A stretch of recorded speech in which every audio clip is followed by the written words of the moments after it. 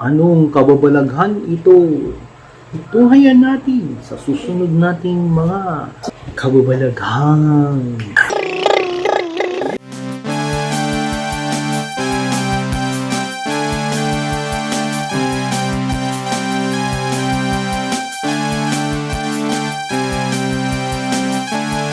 On air na tayo mga kaibigan, special guest tayo. Diba sa Napakaganda. uta? Bakit wala akong mukha? Grabe naman ka-filter yan. Filter talaga. Siyempre naman para hindi makita yung mga pimple natin dito, pimple dyan. Ano pa? Hindi yun. Dito kami ngayon, kukuha ng plate number ng aming Wigo sa Toyota Alabang.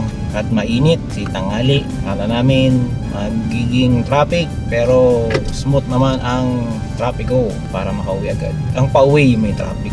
Dati stock lang ito, bili tayo ng Halo-halo? halo-halo. Sige, ulit-ulit.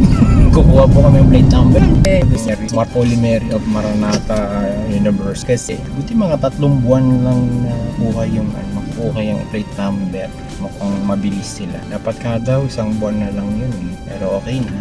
baka nirereklamo na rin sila. Oo. Kasi kung hindi, pwede ka mag-go through dun sa mismong LTO. Email mo sila bakit wala pa sa plate number. At ina-assistahan ka naman. Tulad ng ating mga kapitbahay na nagkaroon ng similar experience sa kanilang mga kotse. Ganun po ang mga kwento at mga hinaing. Yung kanilang dealer, hindi binigyan ng plate number agad. Pero nabigay na pala ng LTO. Pero ngayon, mabilis na sila mag-release ng mga plate number. Tsaka nagpe-print na ng mga backlog ang LTO kahit pa pa. Nakapag-vlog tayo kasi traffic. Ayan, nag-una tayo. Sa tanghali, nagda-drive. Sa tanghali, nagba-vlog. Tanghali po mga kaibigan, alas 2:43 at binabagtas natin ng ano ba to? Acacia Avenue dito sa Muntinlupa. Sa bandang kaliwa ko ay Alabang at sa bandang kanan ay Alabang, kaliwa Alabang Town Center. Titingnan natin saan tayo dadaan, kung sa likod o sa unahan.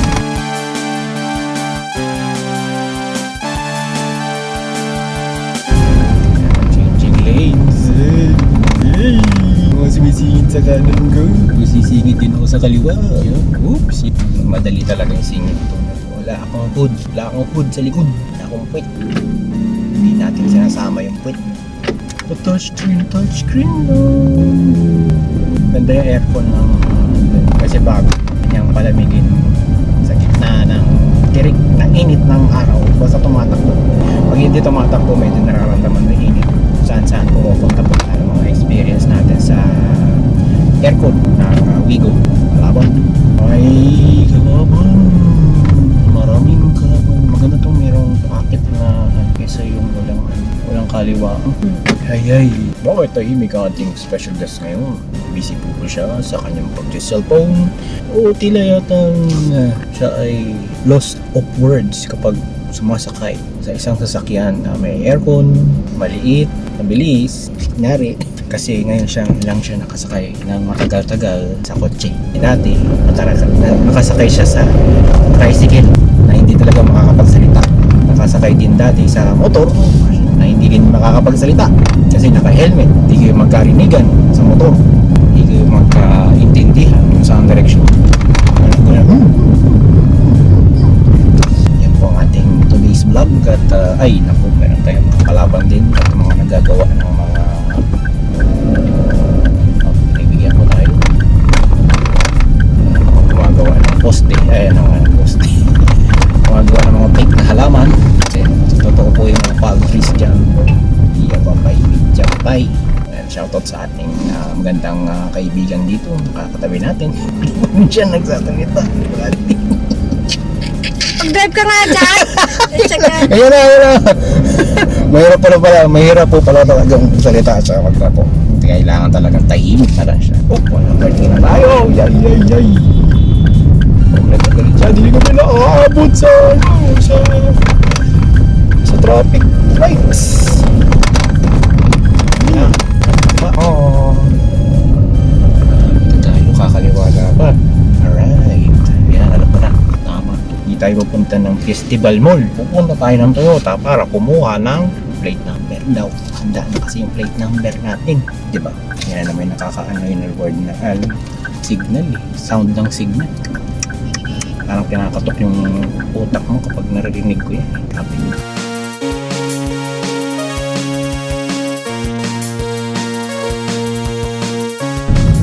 Po natin, naliligaw na po tayo, naliligaw na, yay! Tama itong mga binabagtas natin, tama at swak na swak yung mga binabagtas dito sa festival Alabang.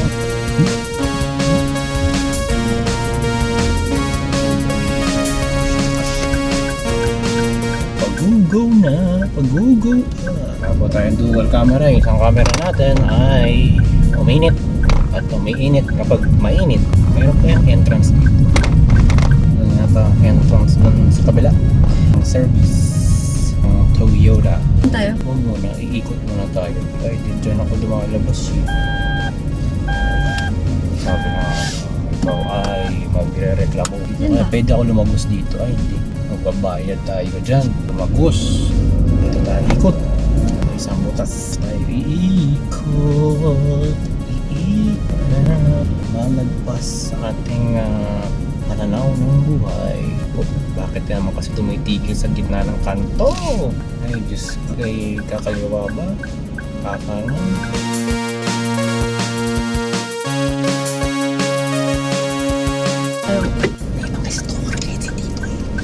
Hindi. Ba yan? Sumasama na sa mga vlog natin, mga kachismisan at mga pangi-stalk ng ang hirap i-edit yan. Puro tut.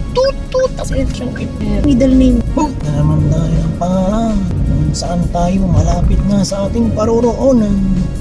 Okay, dito na tayo, malapit-lapit na. Kukuha tayo ng plate number. Kaya tayo papasok, papaalam tayo. Kami kukuha ng plate number sa baba. Doon daw sa showroom ng LTO daw sabi niya. Saan ba yung Ng LTO ating nila? agent. Sa may showroom daw sa taas. Ganyan, gano'n. Pero wala yung guard eh. Hihintay po tayo ngayon. Tingnan natin kung saan tayo papasok. Pila tayo. Nakabila po tayo. Boom! Alay lang, tanong natin. Baka kasi doon tayo sa taas. Puputan mo. Susulat pa siya. Susulat pa si Kuyang Guard. Nakita mo, narinig mo yung handbrake. Service entrance kasi to eh. Oo. Doon kasi tayo sa taas eh. Kuyang Guard. Ayun na. Kuya, kukuha kami plate number. Number po. Oo, dito Sapo. kasi. Yun na lang po ma. Dito kami. Oo. Sige, thank you. Uy, dire-diretso. Dito. Kaliwa po ako, kuya. Dito service entrance. Ayan.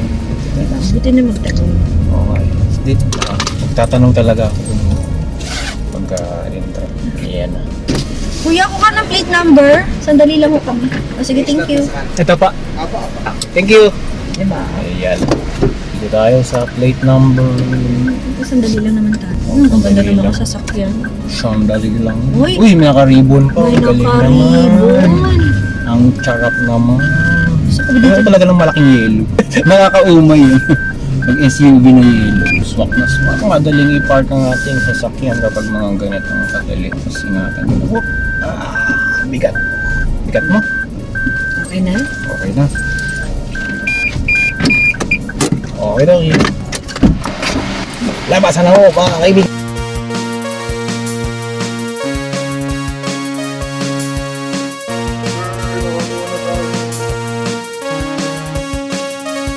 Isang paalala lagi sa inyo, ride safe low.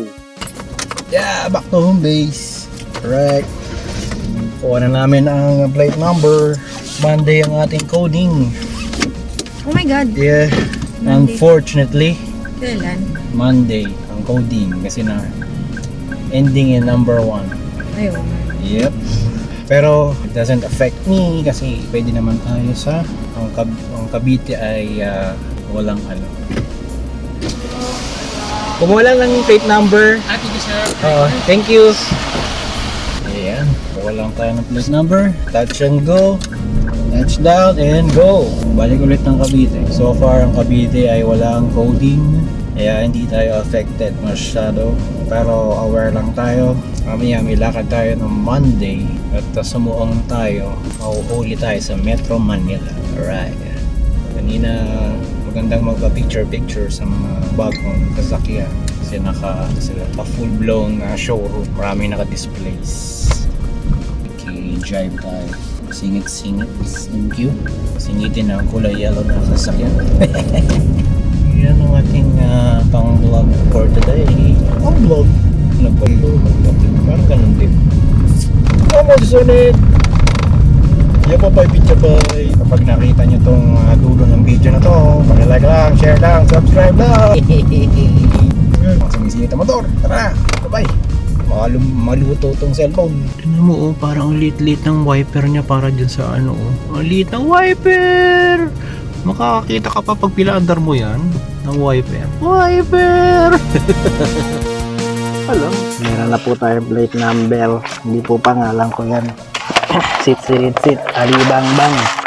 Yan, ito pa natin papalitan ang ating plate number. Tatanggalin natin ang tornilyo nito. Yan ang plate number niyan. Yan, tanggal na po ang tornilyo. Yan lang kaliit ang tornilyo niyan. Kaya mag-iingat kayo. Puti, nilagyan ko palang pandikit nito. Papangit nito pag tinanggal. Napatungan kaya na. Hindi, mahaba siya. Mahaba talaga. Oo nga. Mga kaibigan, pinapalitan ko lang natin ng mga flight na natin sa ating car knob na kotse. Bibili po natin kotse na ito. Nag-down po tayo. At ngayon, hinuhulugan natin ang kotse. Hindi po namin kinarnap po. Ngayon lang po namin nakuha ang plate number. Hindi po natin pwedeng takpan para maging insulator. Pero mukhang aluminum naman. Yan po. Oh, siyempre, i-blur natin itong plate number. Pa-blurred na aluminum naman. Nakalagay na LTO. Oh, legit, may nakalagay na LTO.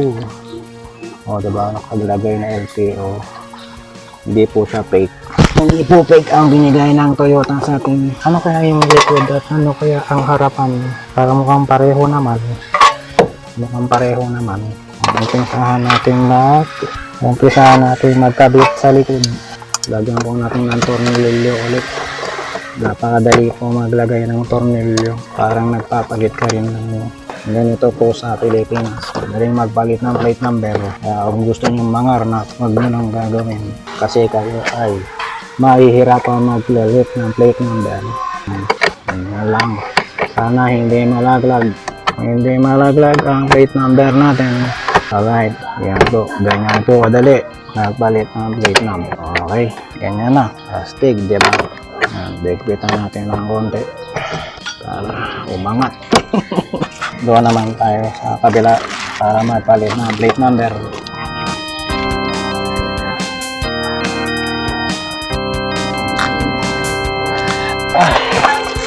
Dito naman tayo magpapalit ng plate number. Ayan, magpapalit ng plate number. Tingnan natin kung nagre-record. Kailangan i-dokumentado natin itong pagpapalit ng plate number dahil minsan lang kayo magpalit ng plate number. Hindi po to plate number. Ito po ay conduction sticker lang na nakikita nyo dun sa taas.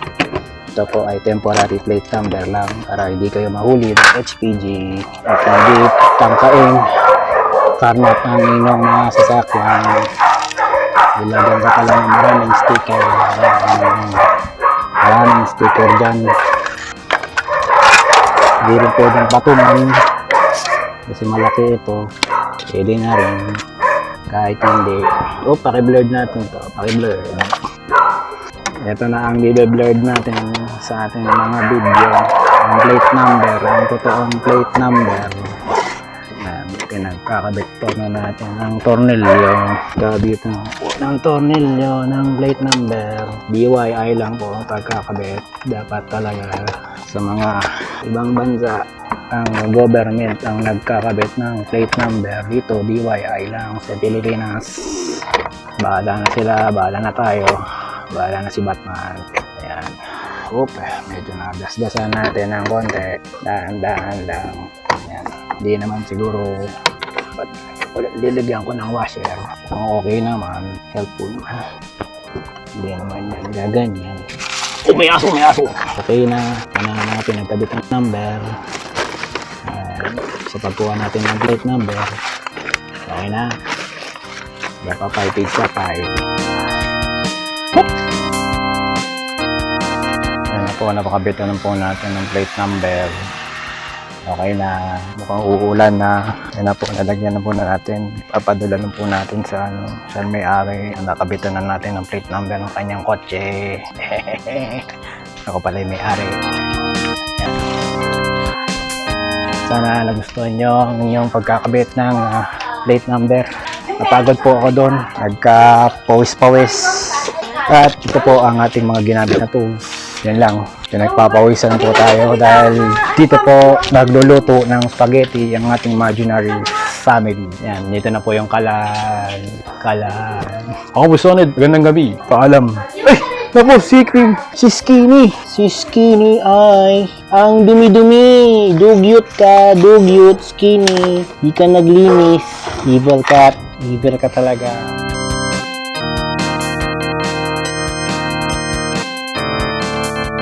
Abo, Soned sa Kabenga Vlog. Sa Kabenga Vlog. Nakalimutan.